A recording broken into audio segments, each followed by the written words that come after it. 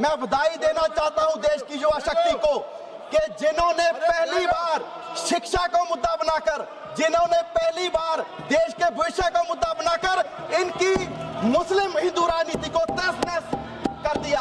और आज अध्यक्ष जी, इनको डर ये नहीं है कि एक मंत्री का रेजिग्नेशन हो गया, आज इनको डर यही है कि इनका हिंदू मुस्लिम का नैरेटिव टूट गया। इनको पता है कि आने वाले दिनों में देश का जो नौजवान है, देश का जो युवा है, वो जाग गया है, वो शिक्षा पे बात करेगा, वो अनएम्प्लॉयमेंट पे बात करेगा। और इनको पता है कि अगर यूपी में शिक्षा में बात हुई तो इनकी सरकार बिल्कुल नहीं बनने वाली। इनको पता है कि अगर पंजाब में शिक्षा पे बात हुई, बेरोजगारी पे बात हुई, तो ये कहीं नहीं टिक पाएंगे। सबसे पहले देश की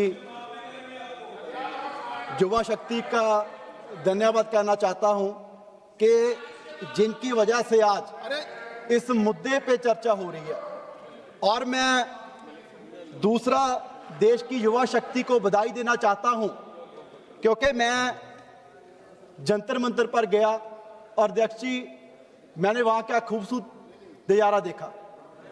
वहां क्रांतिकारी गाने गाए जा रहे थे, इनकलाब जिंदाबाद के नारे लग रहे थे और वो नारे लगाने वालों में पगड़ी पहने सरदार भी थे, हिंदू भी थे, मुसलमान भी थे और ईसाई भी थे।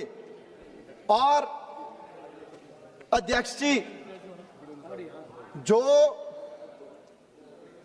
बीजेपी ने नैरेटिव बुना, 12 साल में लाखों करोड़ों रुपया लगाकर, सारे देश के मीडिया को लगाकर, मैं देश की युवा शक्ति को इस बात की बधाई देना चाहता हूं कि उनके एक डर ने जो सारा नैरेटिव तहस-नहस कर दिया।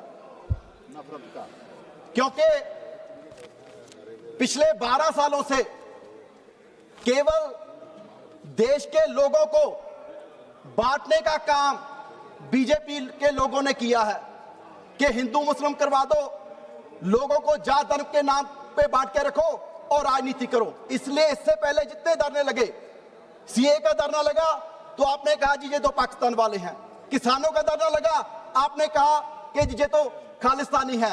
लेकिन मैं बधाई देना चाहता हूं देश की युवा शक्ति को कि जिन्होंने पहली बार शिक्षा को मुद्दा बनाकर, जिन्होंने पहली बार देश के भविष्य को मुद्दा बनाकर इनकी मुस्लिम हिंदू राजनीति को तहस-नहस कर दिया। और आज अध्यक्ष जी, इनको डर ये नहीं है कि एक मंत्री का रेजिग्नेशन हो गया, आज इनको डर यही है कि इनका हिंदू मुस्लिम का नैरेटिव टूट गया। इनको पता है कि आने वाले दिनों में देश का जो नौजवान है, देश का जो युवा है, वो जाग गया है, वो शिक्षा पे बात करेगा, वो अनएम्प्लॉयमेंट पे बात करेगा। और इनको पता है कि अगर यूपी में शिक्षा में बात हुई तो इनकी सरकार बिल्कुल नहीं बनने वाली। इनको पता है कि अगर पंजाब में शिक्षा पे बात हुई, बेरोजगारी पे बात हुई, तो ये कहीं नहीं टिक पाएंगे। इसलिए अध्यक्ष जी, इनको इसलिए परेशानी ये है।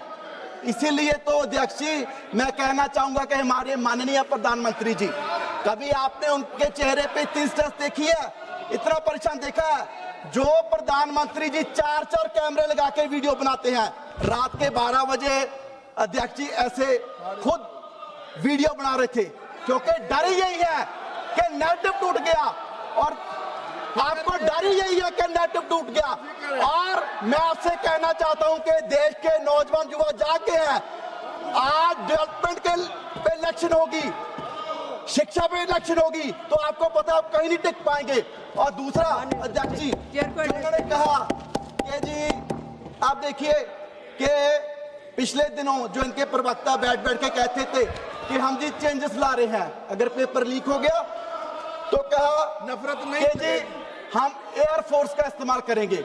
अध्यक्ष जी, मैं सारे सदन को बताना चाहता हूं कि एयरफोर्स का इस्तेमाल इससे पहले कीनिया कर रहा है, अल्जीरिया कर रहा है, इंडोनेशिया कर रहा है, फिलीपींस कर रहा है। एक भी विकसित देश बता दो, ऑस्ट्रेलिया हो, कनाडा हो, अमेरिका हो, जो एयरफोर्स का इस्तेमाल कर रहा हो। आप जिसे विश्व गुरु कह रहे हैं, आप कहां ले जाकर उसको खड़ा कर रहे हैं। और इन्होंने कहा कि जी हम टेलीग्राम का जो दूसरी ऐप्स है उनको ब्लॉक कर देंगे। अध्यक्ष जी, इसमें भी बड़ी इंटरेस्टिंग बात है इनका इस्तेमाल कर रही है Algeria, Jordan, Iraq, Sudan, Syria, Ethiopia. आप देखिए कि आप देश को कहां ले जा खड़ा कर रहे हो।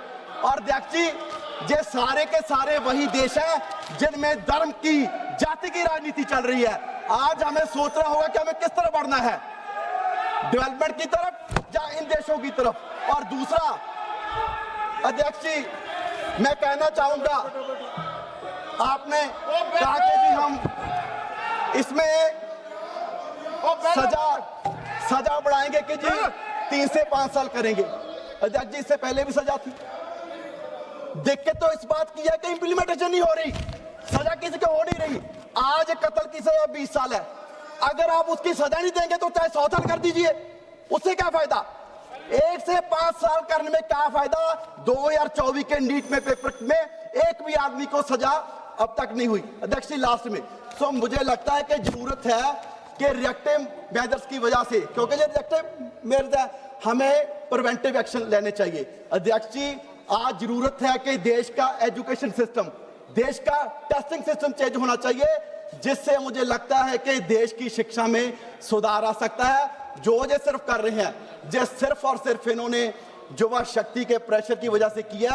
आज मैं फिर से युवा शक्ति को सलाम करना चाहता हूं जिन्होंने देश को जगाने का काम किया और नए मुद्दे, शिक्षा, एम्प्लॉयमेंट, बेरोजगारी, उन मुद्दों पे भारत के लोगों को लाके फिर से खड़ा कर दिया। सदस्य श्री शशांक मणि जी। प्रणाम देवरिया अध्यक्ष।